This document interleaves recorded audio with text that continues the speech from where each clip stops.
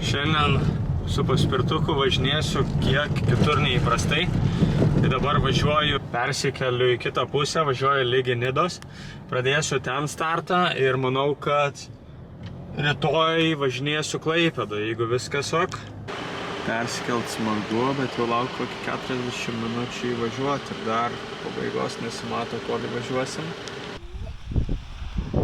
Pradedu šį kartą filmavimą Preiloje. Važinėsiu visą laiką su visa devintuku. Pasižiūrėsim, važiuojam atstumą.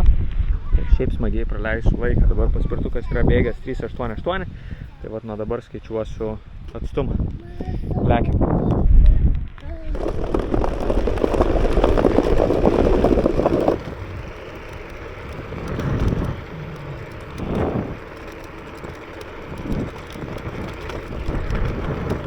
Čia pirma pavara važiuoju.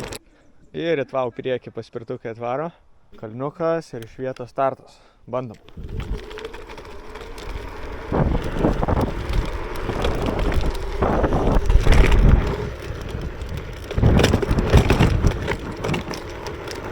Čia statumas kalno, tai žinokit, labai didelis.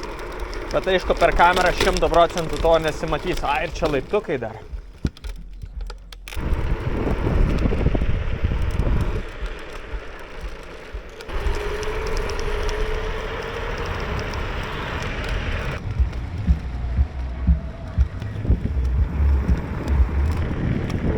Labai tyliai paspirtukas važiuoja, jokio garselio, nes purvasaugis palenktas į viršų, jėga.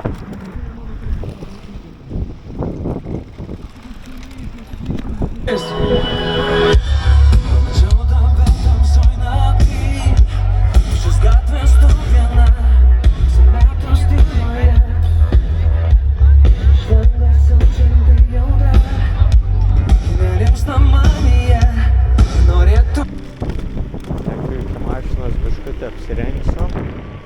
Saulė pasislėpė visoką gan. Jo, kai reikia atrasti savo mašiną. Klaipėdoj pasiklydau šiandien. Juodkrantėj niekaip neradau, kaip davažiuoti iki jūros. Dabar mašinos neranda.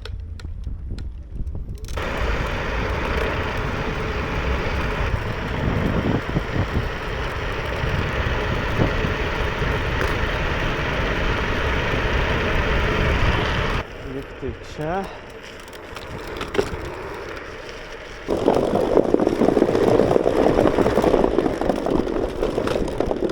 Saulė nusileido, bet toks dangus užtat. Na ką, rytoj, manau, pratęsiu filmavimus. Einu apsirengsiu. Čia nuvažiavau labai nedaug, 5 kilometrus.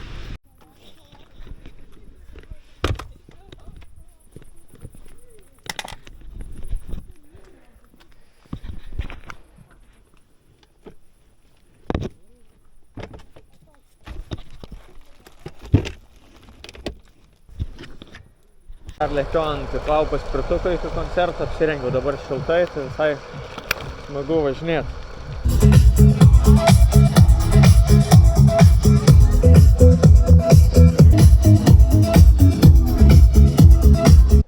Sekanti diena, lėkiu ant visą 9 su 2 varomaisiais varikliais ir pavažinėsiu absoliučiai po visą Nidą. Tagi vienas varikliukas įjungtas. Dabar iki Nidos centro, man atrodo, 15 minučių kelio. Tai gaunasi, jog kažkur esu pakrašty. Su paspirtuku tai įtarti, kad iš vis kelios minutės bus ir būsiu vietai.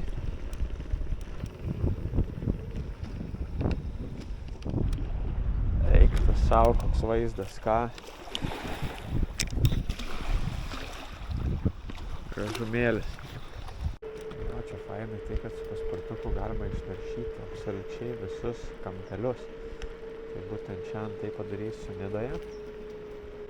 Būsiu visur, kur buvęs esu ir ten, kur nebuvęs. Tai varysiu būtinai, sakiau, iki saulės laikrodžio. Gal ne dabar ir pakeliui man jisai. Nuvarysiu iki jūros po to. Jo, nes iki jūros tai iš čia toli be paspirtukų. Kažkiek tai kilų gaunasi.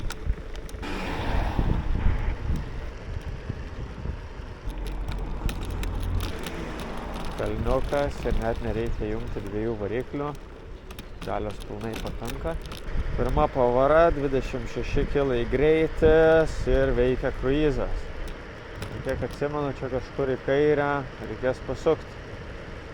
Galėsiu įvažiuoti, nereikės nešti į kalną.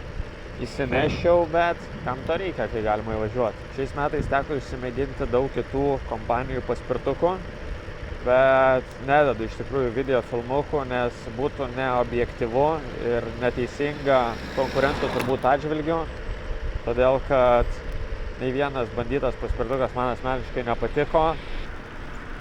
Tai susilaikysiu ir esu tvirtai apsisprendęs, kad kitais metais turėsiu toliau visetus. Kitų paspirtukų pakol kas asortimente nenoriu matyti. Tobulų paspirtukų tikrai nėra, tai pasakysiu.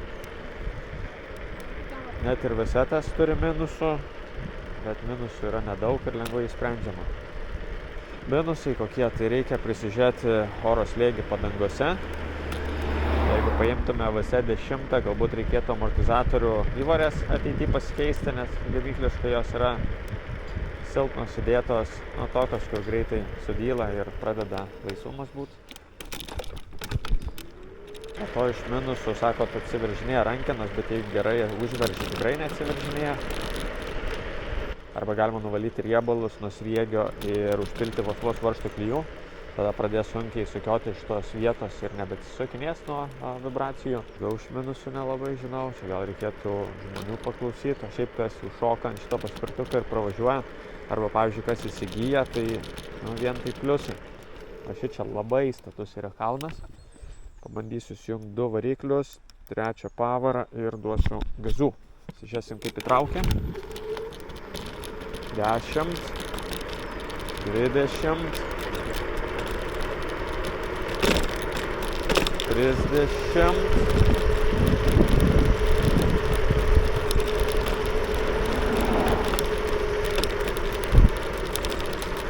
Tikrai status kalnas, o įvažiuoja be problemų.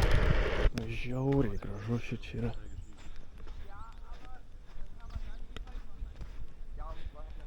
Vau. O ten jau Rusija matosi.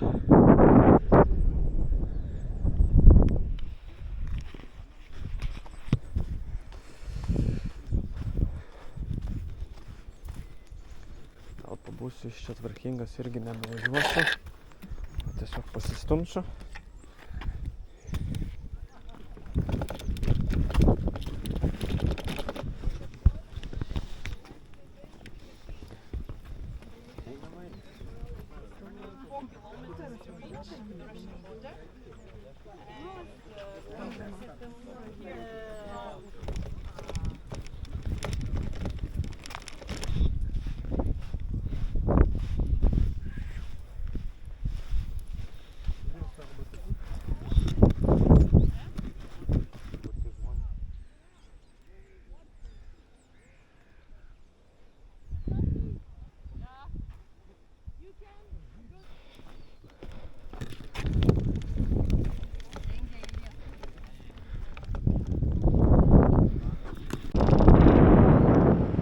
Nu ką, tą keliu iki jūros varau, žiūrės kiek kilų gaunas.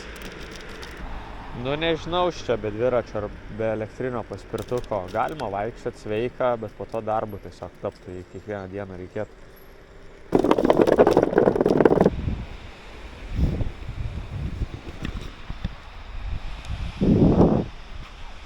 Įdomu, kaip toli galiu šitą pusę važiuoti, nes čia link Rusijos dabar judu. 2 varikliai ir gaziuko.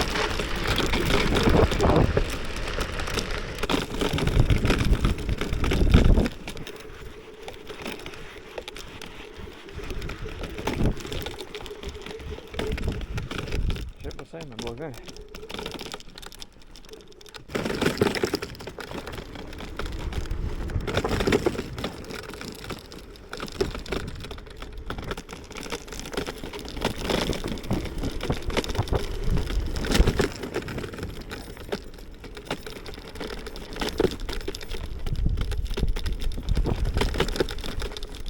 Rezervuaras ir jaučiu šutinas galas jau.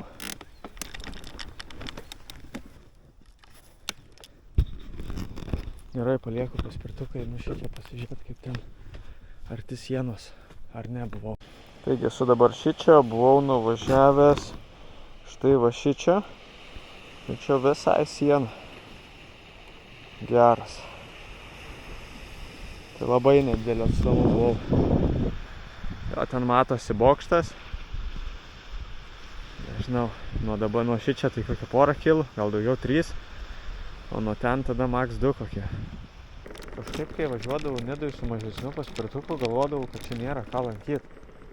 Bet pasiemu šitą didesnį, tai eina savo kiek lankytinų vietų. Miško takeliai, paplūdimiai, kopos, marios, pelė kiek vietų gražių, kur galima ir verta tikrai aplankyti.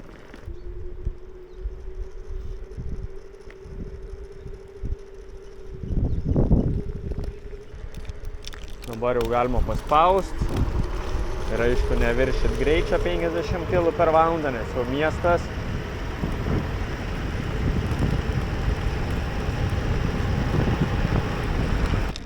Važiuojant 18 km/h į kalną, kruizas veža, nereikia gaziuką spaust, patogu. Šiaip žmonių yra, bet mašinų labai nedaug. Nu ką, kavos metas, koks vaizdas.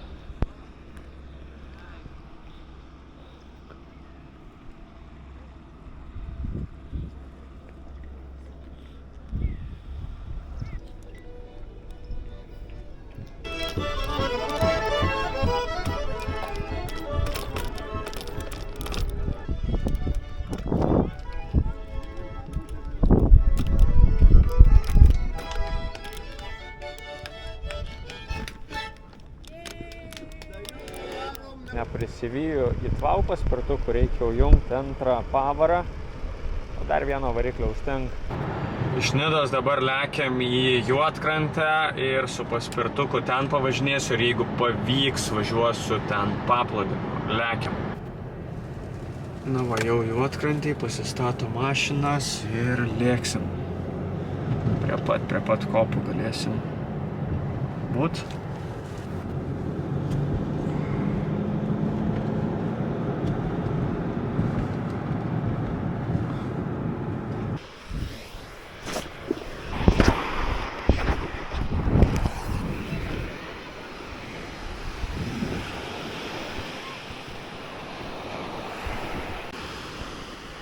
Nu ką, 2 varikliai, 3 pavara, mėginam.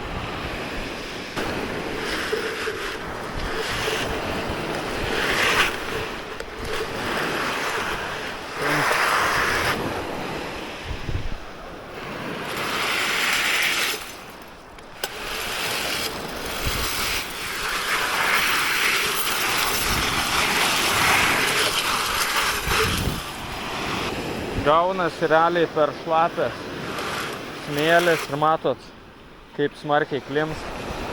Maniau, kad pavyks, bet žiūriu, kad ne.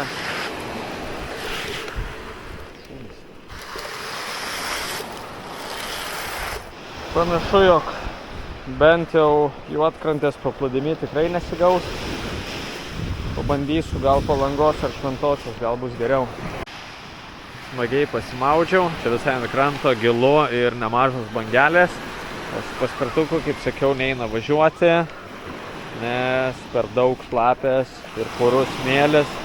Net padėjus koją, iš karto kiek susminga. Tai paplūdimiu neišeis važiuoti, bet pralėksiu, sakiau, kažkur dar miške ir dar Juodkrantę reikia visą naršyti. Tai manau, galim lėkti. Ir jau čia einu, dar droną atsinešiu iš mašinos, kilstelsiu ir bandysiu skristi link tos pusės. Gal net pamėginsiu maksimalų nuskristi atstumą.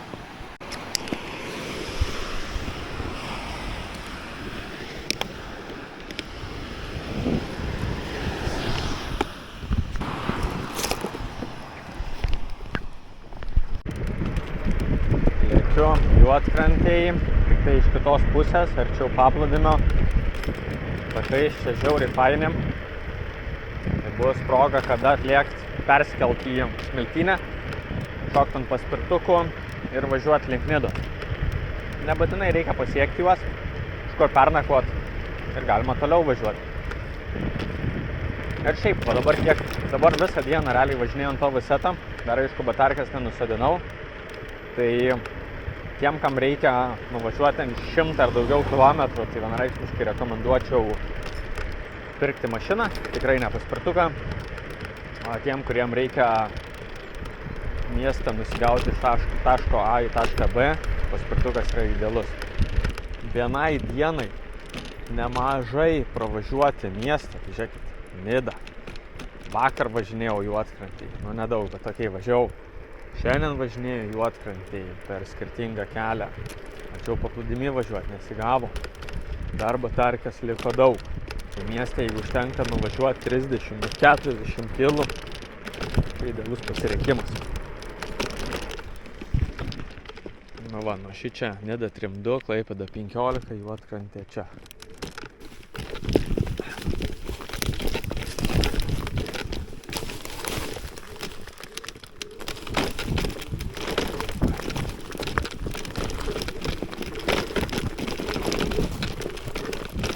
Nu, nėra šitas kelias ant tiek tobulas visgi.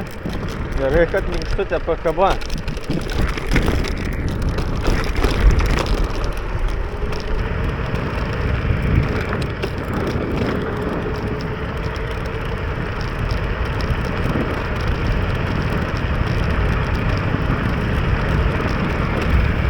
Nesvarbu, prekiaučiau ar ne šitais paspirtukais, ar aplamai bet kokiais kitais.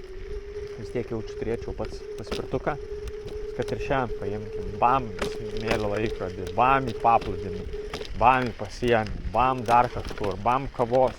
Greitai, patogu kažkur nusinešti, dviratis, okei, bet problema, nusivežti, problema kažkur palikti, bagažinę nesusidėsi, reikia priekabos, parduotuvę nenusistumsi, šitus galima, žodžiu.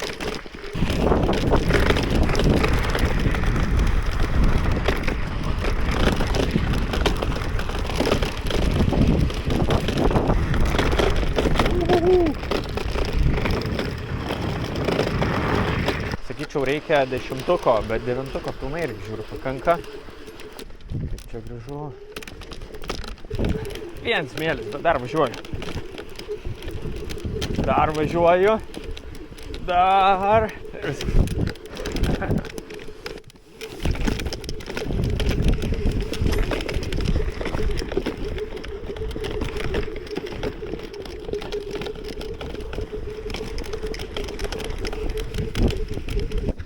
Kokios kopos būtinai noriu lipti, sakiau.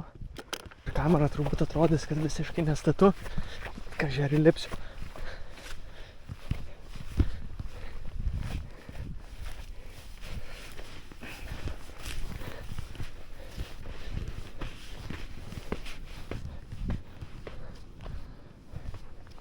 Paspirtukas.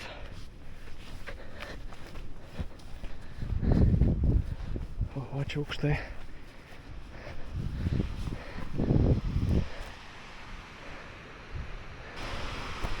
Oho, čia labai aukštai.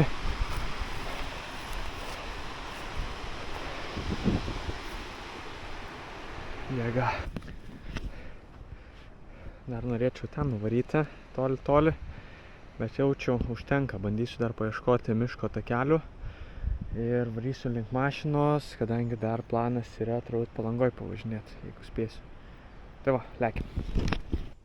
Vis gaunu atsiliepimų ir pats apie šitus paspirtukus ir parašo žmonės grupėse, ypač užsienio. Tai taip, kiekvienas paspirtukas turi savų minusų.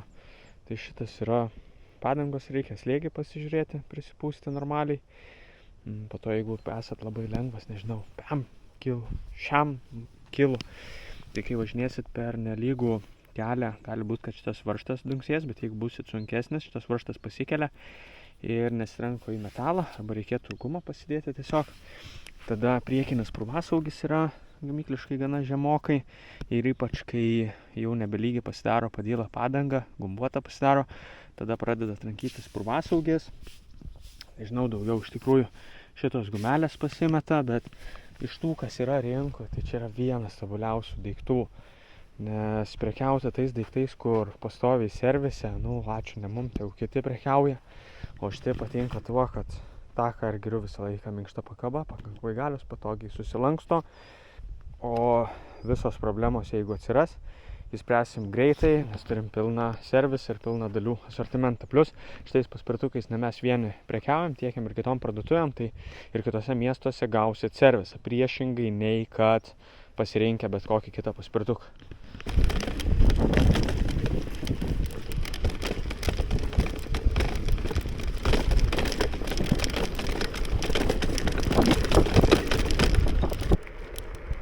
Tai aš atsiprašau, kad nekalbu apie negatyvus paspirtuko dalykus, nes dažniausiai išvažiuoju ir kaifuoju ant jų ir nematau negatyvo.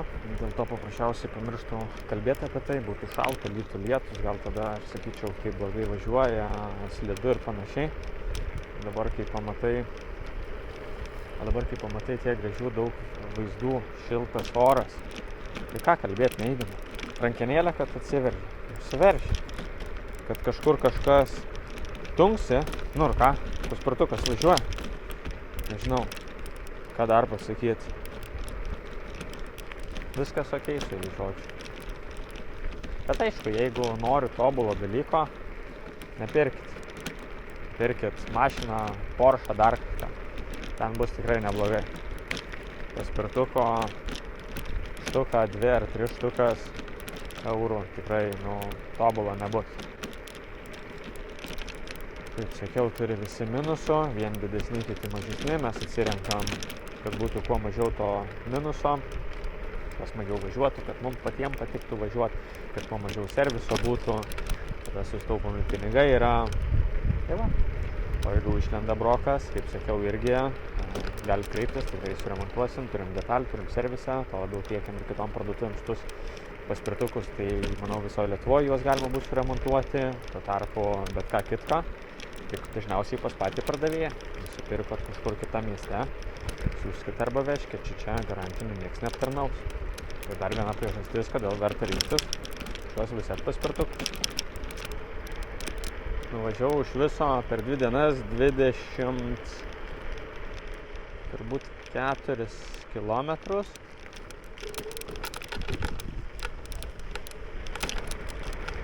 Ir nežinau, ar šiandien dar pavyks, nes matau, kad jau susivėlinusi į Palangą nulėkti, varyti darbą. Pilnai užteko 2 kilometrų. Ir batarkės dar liko, tem 7,7 volt. Tai pasižiūrėsiu, kiek tai yra, bet bus jaučiu toks tem ar ne čiam procentų. Aš pradžių galvojau, kad šitas paspirtukas, toks kurortinė, kiek per didelis gal, bet iš tikrųjų ne, žiauriai patogu, visur galima irgi nusitempti, pakankamai nedaug dar sveria, kad galima būtų nusinešti. Svarbiausia, nepavargsti važiuoti. Tai ir yra svarbiausia. Tai tiek. Turbūt iki kitų kartų. Ačiū už dėmesį, o aš lėkiu dar. Dabar skilstelsiu miniuką.